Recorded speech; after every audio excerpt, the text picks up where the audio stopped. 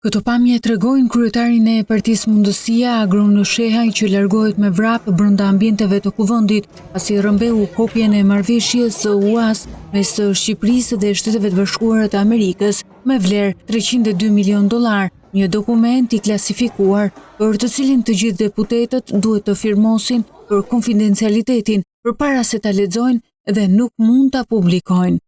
Pas këtij akti, kryetari i grupit parlamentar të Partisë Socialiste Tauland Balla, përmes një reagimi, tha se kreu i Partisë Mundësia duhet të arrestohet në kushtet e flagrancës për shkelje të ligjit. Agron Shehaj duhet arrestuar në flagrancë për shkelje të ligjit. Hajduti i të dhënave personale të shqiptarëve tani ka nisur të vjedhë edhe dokumentet e kuvendit. Kur mungojnë argumentet, mbetet vetëm vjedhja e dokumenteve të klasifikuara dhe dëshpërimi. Agresoni ndaj një punonjëse të administratës është gjithashtu një vepër penale.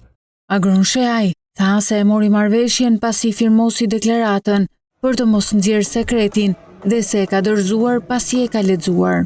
Marrëveshjen e dorëzova prapë në kuvend aty ku isha, nuk ka dalë kurrë marrëveshja nga kuvendi i Shqipërisë. Pra do të respektoni konfidencialitetin? Absolutisht. Kryetari i Partisë Mundësia mohoi pretendimet për akte dhune ndaj punonjësve të administratës së kuvendit. Totalisht pa vërteta. Aty në kuvend çdo gjë është e filmuar, ka kamera.